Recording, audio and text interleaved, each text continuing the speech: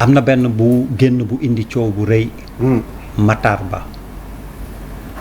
am na dugg tamit yu remarquable comment est-ce que vous analysez ça sànq mi ngi ko doon wax naan am na journaliste yu taxaw ne warul woon dem. et on n'aurait pas dû avoir cette posture. Matar Ba. Non, c'était bon. Quand je le disais, c'est par rapport à la sortie de monsieur Talla. Quand il disait que ñun waruñu ñu dicter nan la ñu war a doxal exact il a ko dit parallèlement. Les gens disent parfois que ni way kii warul woon a génne alors kii ko fi tegoon ñu ngi teg tàgguwu la moom rek moo mën a xam lan moo tax mu teg ko fi ak lan moo ko mais dans tous les cas loolu amul solo nous sommes tous d'égale dignité. C'est un monsieur qui a été appelé à servir son pays à ce niveau de responsabilité. Je crois que nit la remplacé woon aussi méritant que lui nit moo ko remplacé peut-être xëy na sax soxla nañ ko faneen fa dul foofu c'est pas ça le plus important. Qu'est-ce qu'il a fait? Qu'est-ce qu'il aurait dû faire? Qu'est-ce qu'il aurait pu faire mieux que nit ñi gën a suñu bopp? Moi j'ai écouté quand même des gens par exemple ci dëkk bi ñoo xam ni peut-être ils ne sont pas sous l'émotion. Est-ce que du ki ñu fa teg la ñu am un a priori défavorable? mais ki ñu fa teg moom. xam nga moo tax on pose la question est-ce que ce sont les bonnes personnes qui sont aux bonnes places? xam nga man a priori. c'est un principe chez moi. a priori favorable mais a priori défavorable pour certains. xam nga lu tax parce que chef de l'État bokkuñu posture. lépp lu mu yoon parce que la formation d'abord d'un gouvernement n'est pas facile. Il faut que dosage ethnique, il faut dosage régional, il faut religieux, il faut nga xalaat li 2024 2012 quand le président Macky Sall avait pris l'engagement pendant la campagne ni su ma ñëwee sama yéene mooy def 24 ministres te du ma ko dépasser je crois qu'il l'avait respecté le premier gouvernement 24 ministres dépassé wuñu ko mais il y a quand même beaucoup de régions yoo xam ne il n'était pas, c'était pas un gouvernement national. Il y a certaines confréries d'obédience très fortes yoo xam ni aucun élément de cette confrérie bokkuñu woon ci gouvernement bi. C'est après nga koy constater ngay corriger xëcc fii dugal fii à partir de Saint-Louis dans le Bundu vers Tamba Zone yooyu yëpp pratiquement il y avait aucun membre du gouvernement yoo xam ni ils sont issus de ces régions ak yeneen donc c'est pas une tâche facile yor sa micro toog nii comme ni ñu koy defalee. Donc on nomme pas les gens sur la base de leur qualité. Non dama la ni il faut que le gouvernement en plus des qualités évidemment waxuma la loolu. Attention ne me faites pas dire ce que je n'ai pas dit. Dama la ni il y a plusieurs critères qui entrent en compte dans la formation d'un gouvernement. Il faut que ça reflète l'aspect national. Quand même c'est ça la vérité. Combien de temps Abdoulaye Wade on a vu des gens qui ont brûlé le drapeau Sénégal fii parce que seen département bokkuñu ci woon wala amuñu woon am na wala amul. Carrément. Vous vous souvenez?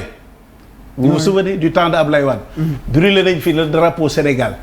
Je ne vais pas citer parce que le ministre il ne vit plus moo tax manuma yegg ci yooyu parce que tout simplement nee nañ seen département amul woon ak yooyu non dama lay wax contraintes yi peser sur ce qui forme un gouvernement sur les choix au Sénégal. On ne peut pas par exemple dans une région nga jël fa autant de ministres pendant que d'autres le lendemain il y a des gens qui vont réclamer ñii di réclamer. Et s'ils sont compétents. Oui. Non mais ils sont compétents après compétence tax may wax et compétence c'est le premier critère évidemment compétence ci la bokk dosage bi dafa war a nekk la confiance aussi daf ci war a bokk loolu yëpp daf ci am on est au Sénégal on est une nation booy def loo xam ne ñëpp dañ koy bokk dafa war a refléter nation bi ça nag bu fekkee ni tu fais de l'amateurisme politique nekk ci biir faire de la démagogie parce que mooy wax li nit ñi bëgg a dégg loolu dafa yomb boo confronté wu ak réalité vous allez savoir nettement que ni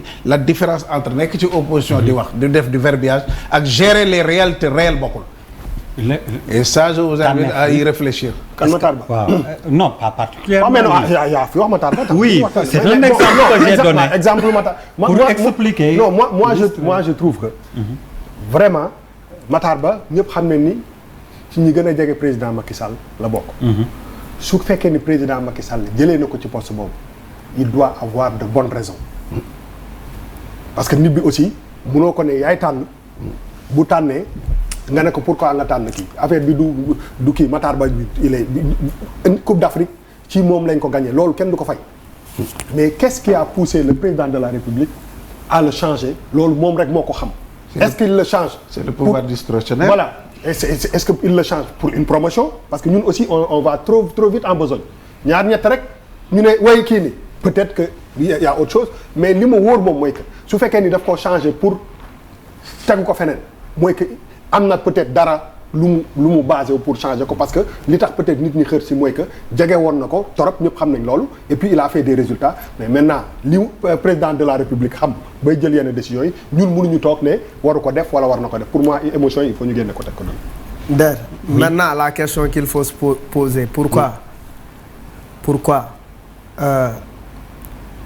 li ñu dindi Matar Ba mu susciter autant d'indignation.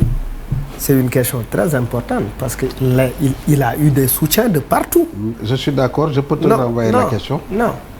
Et on dit effectivement, on est à quelques mois de la Coupe du Monde. Mais quelles sont leurs raisons? Xam nga raison yi tax ñu jëlee ko. Non, moi je ne parle pas des raisons. Non, et puis bon, on peut dire plusieurs choses. Ouais. Moi je peux mettre sur la table, il n'y a pas que le football dans le sport. Mais je veux dire que li ma jaaxal depuis que le Sénégal est Sénégal tey la ñu mës a dindi ministre mu susciter autant d'indignation on doit s'interroger. ci li nga fekk peut-être xëy na. Est-ce que mun nga ma jox un exemple donne-moi donne-moi un exemple dans le passé. Le Sénégalais dont tu parles. Non, déedéet. waaw ci laa jëm. Il faut me donner un exemple dans le passé un ministre qui a été. mais Malal pourtant tontu naa la dama ne la. est-ce que du loolu lan moo tax. ci laa jëm. moom ku mel ni moom président Macky Sall changé ko moom moo xam raison yi. Issa Mbaye Samb était ministre des Sports. Oui. On l'a changé, on a brûlé le drapeau sénégalais. Oui, beaucoup on dit que ce n'est pas normal, il ne devait pas quitter. J'ai pas compris ce que tu as dit. Issa Mbaye Samb lay nettali yal na ko yàlla yaram. Malal, ça c'est de l'émotion tout simplement, c'est normal. Mais dama la ni tous ces Sénégalais. Oui. Yooyu wax yëpp da nga ni duñu xam nga duñu jeex nga lañu ñu bëri nee na duñu jeex ci dëkk bi. Mais où est-ce qu'ils étaient pendant qu'on faisait les élections législatives? S'ils avaient transformé cette sympathie ci Matar Ba en appui politique, on n'aurait pas de difficultés à l'Assemblée nationale. Donc tu penses que c'est une logique. Non, bu ma la déggee c'est une logique. Si je vois le lien, mais justement s'ils étaient aussi. Non, c'était pas une élection nationale. Oui, d'accord. Mais le ministre qui change vous avez dit au niveau national. C'était une dimension nationale. Vous avez dit au niveau national. Oui, Sénégal, dimension nationale. C'est la vérité. Mais c'est la dimension locale finalement qui prend donc le pas sur la dimension nationale. Non, je dis tous ces gens qui crient là. Non, tous ces gens qui crient. Mais non, loolu laa kay je lui retourne la question. Tous ces gens qui crient. di wax di investir rajo yeeg télé yi di wax dama la ni. S'ils étaient aussi attachés à Matar Ba fu mu joxoon ñu jàppale ko ci. Ah non, quel si là tu parles d'une logique locale de la même manière. Ça c'est une logique locale. Mais non, c'est une logique locale. Au détriment, on est en politique. Il faut accepter les règles du jeu. Donc on va s'en émouvoir. ki ko dénkoon bi mu koy jox tàggu. Mais bu ko fa jëlee bu la taxawul. Alors Charles Faye ñu déglu Charles Faye après yow Papis. waaw su ma gis-gis. Les sportifs d'abord. ñoo xamante ne ils s'en sont tenus, ce sont des Sénégalais. Diversifiés, différents et tout, faut nous respecter le sentiment des Sénégalais. Oui. Faut faire très attention. C'est des Sénégalais. On leur doit du respect. Quel que soit loo xamante ni moom la ñu wax loolu dafa am solo. Moi damay féliciter le ministre pour benn affaire. Le football c'est l'opium du peuple. maa ngi doon waxtaan ak Pape Samba Diarra keroog 97 Sénégal gagné Coupe d'Afrique mu génn Dakar dara amul. Si biir stade Marius Ndiaye ñu ngi gagné notre dernier titre championnat d'Afrique de basket ñu génn stade bi il y avait rien dehors dans la confidence football ñu gagné dëkk bi génn donc c'est l'opium du peuple. Donc dafa am benn stabilité. La passion du peuple. Moi je l'appelle l'opium. Oui. La passion d'abord. Waaw moi je l'appelle l'opium et je sais pourquoi. Quand je dis opium je pèse le mot. maanaam nag dialectique boo jàppee opium du peuple da nga xam fu may waxee. bokkutul ak passion. ça dépasse la passion. c'est l'opium donc fa laa ko teg. jaajëf grand. waaw. donc fii leer na mbaxane may nañ la mbaxane. benn donc stabilité institutionnelle googa. indil nañu ndam. muy parce que ça c'est vérifié au ministère jusqu'à l'équipe nationale le maintien des effectifs le maintien technique je veux dire loolu bokk na si loo xamante ne indi président comme loo ko waxee je pense que c'est vrai moom mooy décider muy indi ak muy yóbbu et il y a quelqu'un d'autre qui vient koo xamante ne aussi war na dañuy féliciter koo xamante ne dem na gàcce gaalaama koo xamante ne mu ngi ñëw aussi il faut que ñu jox ko préjugé favorable parce qu'on est tous dans le même gars là ngi dem coupe du monde c'est pas le ministre qui va faire gagner la coupe du monde ou perdre la coupe du monde c'est pas vrai c'est sur le terrain que ça va se passer. Je peux vous faire une confidence. Moi j'ai eu la chance du temps de Abdou Diouf déjà d'accompagner l'équipe nationale du Sénégal partout dans la pointe de Sangomar. Jamais am naa chance même temps Abdou Diouf laa la wax ma daan ànd nga ak équipe nationale à maintes reprises fu ci nekk jusqu'à la coupe d'Afrique de Tunis 94 maa ngi toog ak yëpp booba bokkaande ak lokot ñoo yor équipe et tout dama la ni ba Ablaye Wade buy ñëw j'ai des rapports très étroits avec tous les ministres des sports yu fi jaar depuis Joseph Ndong et cetera avec Keïta qui est de et cetera ba pare nag am la chance nekk aux côtés du président Macky Sall 10 ans yi amul benn chef d'État bu mës a def autant de moyens ci équipe nationale ak football sénégalais que Macky Sall à tous les niveaux c'est-à-dire que yow bu ñu la fa tegoon dans les mêmes conditions vous allez réussir aussi. Non, je suis pas d'accord. Il n'est pas déméritant, je n'ai jamais dit ça. Ça n'a rien à voir. Mais je veux dire que ni ku ñeme dañ la dee. Et le président Macky Sall a très bien fait pour le football sénégalais, pour les footballeurs sénégalais et conditions yu équipe nationale di voyager bu xëy na sax bu ñu ko doon am bu njëkkoon daan nañu gagner Coupe d'Afrique depuis très longtemps. Et pour l'éthique par rapport à la question que tu poses. Oui. Qui va au-delà quand même. Exactement du cas. Waaw parce que y a am na aussi question d'éthique. Merci beaucoup. Waaw parce que ça va au-delà. Le président a mis une équipe boo xamante ne équipe bu mu teg nii c'est une équipe loyale, inconditionnelle, allant au combat. ñoom la fi teg pour des objectifs clairs et précis. xëy na waxul ñëpp gars yi. mais ñoom xam nañ lu ñu leen sant. léegi nag comme je t'ai dit sànq terminologie.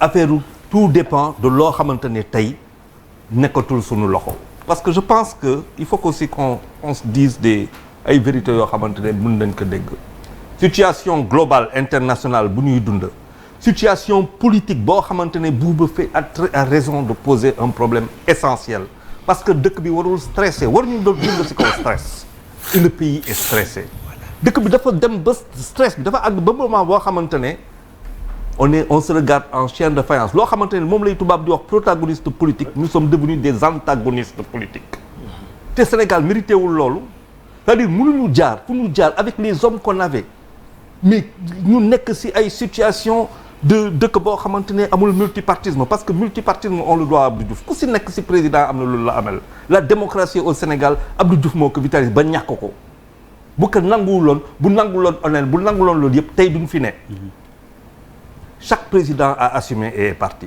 il faut que tey que le Sénégalais ne soit pas stressé c'est-à-dire non seulement lu ñuy ñëw di dund nii on ne sait jamais guerre bi bu gënee dem fële le pétrole ñu ñuy jaay le litre d'essence à 1200 francs le gasoil à 1000 francs mais le gouvernement galère mais nous tous on galère le président galère ñu ñëpp ay galérer d'autant que nous n'avons aucune autre possibilité ci ay exportation ak su demee noonu lépp lañ koy importer donc je pense que tey nous sommes dans une situation les hommes de situation est-ce que c'est eux ou pas ils ont 17 mois par rapport à des objectifs précis pour le président de la République pour les Sénégalais ak pour un projet loolu mooy wax ji projet bi lan la Bouba a raison est-ce que nous Sénégalais tey majeur démocratie majeure am assemblée nationale ak lu mu mel tey nga xam ne africains yi nii la ñuy xool ni mais les Sénégalais la ñeme nañu assemblée où il y a quasiment pareil mais africains yaa ngi kii mais il faut qu'on trouve une solution et ça c'est l'intelligence politique loolu tax ma ne sànq faaw ñu àgg ci ay moments yoo xamante ne intelligence politique ak dëkk bi fu ñu koy teg au-delà de nos personnes et de nos ambitions personnelles bu ñu ko defee ñu régler le problème parce que la chance de ce gouvernement là pour ces 17 mois mooy suñu chance ñun maintenant bu ñu demee ba 2024 bu fekkee ne le président il attend 2023 wala ñëw ne ñu man damay bokk damay dem ci langue bi mais yaayu war ndomb la chute de Wade en 4 appuis il y aura terminus. yow jël nga position ba pare yow ma bàyyi waaw en fait très rapidement pour question Matar Ba moom moo ci gën a spectaculaire en termes de réaction lu mu suscité auprès des Sénégalais. Donc il faut partir par le constat. C'est quelqu'un qu'on doit féliciter. Parce que il est rentré dans l'histoire du football. Incontestablement mënoo ci dara. Avant moom il y avait Joseph Ndong qui était le ministre à amener le Sénégal à une qualification de Coupe du Monde. Joseph Ndong wooyam boobu du fi jeex Matar ñëw def plus parce que rapport sportif les rapports la spécificité en politique ak sport lu koy caractériser mooy performance maanaam résultat sport da ngay am résultat pour nga door nga mën a am yenn aspiration yi c'est ce que Matar a réussi avec le Sénégal. Maintenant bu fekkee ne c'est quelqu'un qui observe de façon globale pour l'histoire du football du sport de façon globale mën na andi ay insuffisances ne le sport dans sa globalité n'a pas fonctionné au Sénégal. Il y a une discipline ou une entité qui a fonctionné et à l'issue de l'épreuve ñu am suñu Coupe d'Afrique boo xamante ni moom la ñu doon wër. C'est ça la différence en tout cas par rapport aux autres. Donc quand un ministre bat le record de longévité quelque part pour man il est sorti par la grande porte et je ne pense pas que Matar Ba soit fâché de ça pour mën a dem inscrire son nom à jamais dans l'histoire sortir par la grande porte pour man Matar Ba ne cracherait pas sur ce changement. Mieux encore il peut avoir autre chose beaucoup plus important peut-être que ça. waaw Der dafa am sànq lu Ndoye wax boo xamante ne d'accord ma si je voudrais le souligner. C'est vrai. J'ai créé gouvernement pas entendu. exercice bu jafe la mais ci république représentativité communautaire wala régionaliste wala comment on appelle confrérique lijjantiwuñ ko ci gouvernement nga baal ma rek quoi parce que je pense que la république est assez bien organisée quand même c'est vrai xam naa fi ngay waxee. Ça c'est l'idéal. Nous sommes une jeune nation. C'est l'idéal. dafa am ay particularisme ak ay particularités yoo xam ne dañ ko war a jël en compte. Mais Sénégal ni mu bindoo ak institution ni mu bindoo je pense que jeu d'équilibre boobu ñu ngi koy def ci fànn yu ne. Parce que tey boo demee assemblée nationale liste yi parti déjà parti yi waxuma sax gouvernement wala chef d'État mais parti bu ñuy constituer seen liste. ils tiennent peut-être compte de ces considérations là. Effectivement. Am na yeneen institution comme le 16 wala.